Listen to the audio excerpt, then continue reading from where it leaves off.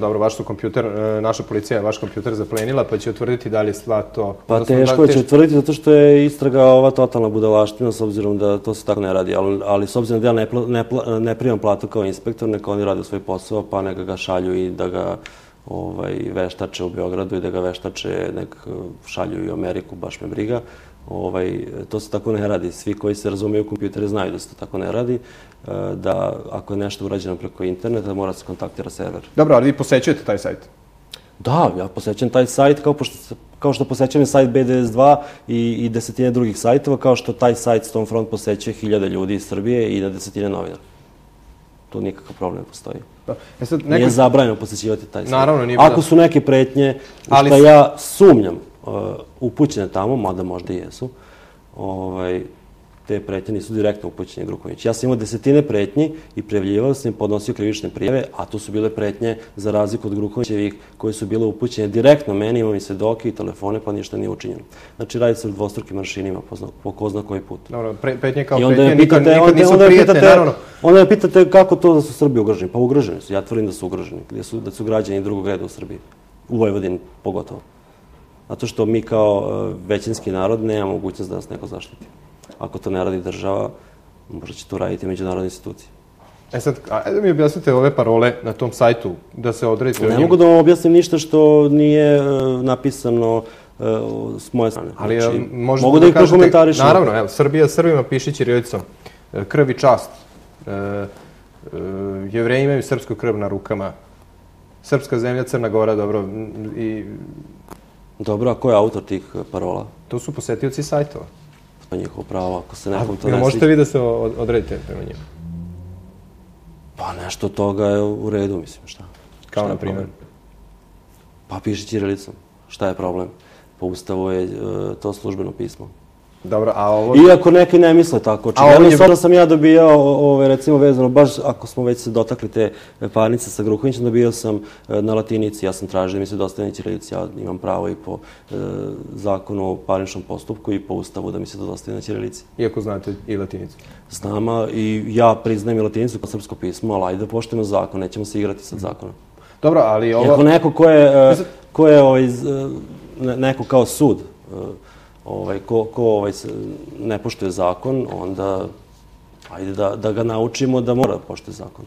U vašoj knjizi Slučaj nacionalni stroj koji ste pisali dok ste još bili i dok je taj ceo proces trajao. Dok sam bio u pritvoru, a posle sam to samo doradio, da. Ima dosta ovako diskutabilnih rečenica gde se može prepoznati jedna određena doza mržnje prema Romima, prema, pa kao ćemo, Jevrejima.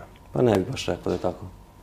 Ne mrzim nikoga, tako da ne bih baš rekao, samo možda sam ukazao neke dvostruke aršine vezano za romsku populaciju, za građane romske nacionalnosti koje se ne ostručavam da zovem cigani, zato što je to moje pravo da ih zovem na svom jeziku, a ne na njihovom. Ne mislite da je to uvredljivo za njih?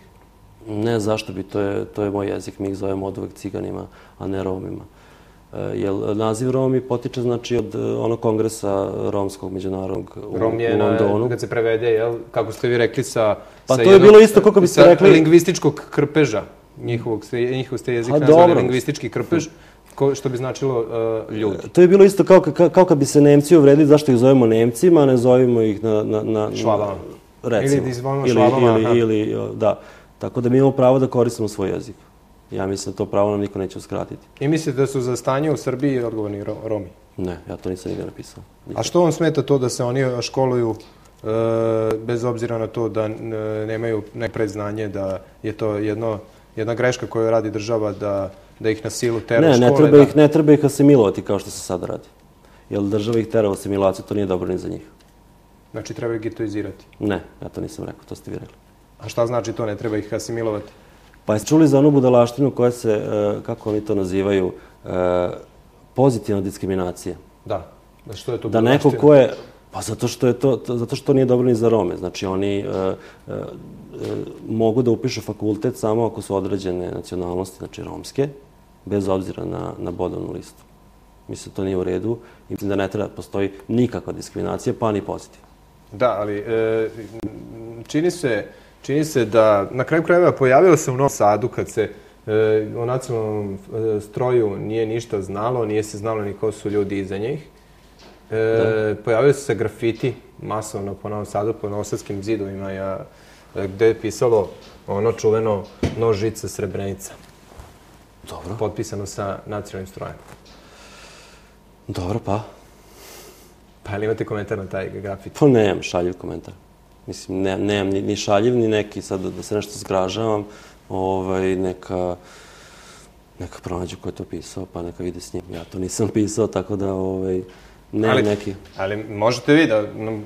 Pa ja nikad ne bih napisao tako nešto, zato što ja ne mislim da je u Srebrenici načinjen genocid, tako da ne bi se ni smeo previše sa Srebrenicom, tako da to vam je moj odgovor. Je bilo zločina? Pa naravno, bilo ih. Ali možete vi da kažete, evo sad... Bilo ih je, ali postoji sud, postoji zakon, postoji sve. Znači, mi ne smemo dozvoliti da Srbi budu, da se napravi ta denacifikacija i da mi budemo smatrani, da budemo odgovorni kolektivno za nekakav genocid koji se nije desio. Ili kolektivno odgovorni za zločin. Taj Milenko Perović, recimo, s kim sam se ja verbalno sukobio na toj tribini, on tvrdi da su Srbi kolektivno odgovorni za genocid. Ja mislim da je to nacionalna mržnja. S obzirom da se on izjašnjava kao Crnogorac, a ne Srbin, to je nacionalna mržnja. A koji misli drugačije, ja bih volio da čujem. Ali to je nacionalna mržnja, on za to nikad nije odgovarao. A ovaj slučaj... Nijedan narod ne može biti odgovoran za nijedan zločin. Koji vi imate... Dobro, Nemačka je nešto slično prošla da, ali oni nisu odgovorni za bilo šta. Da, bila je sprovedena denacifikacija Nemačke posle Drugog svjetskog rata. Da, to sad pokušavaju da uradi u Srbiji. Ali ja mislim da srpski narod je dovoljno mudar da to ne dozvoli.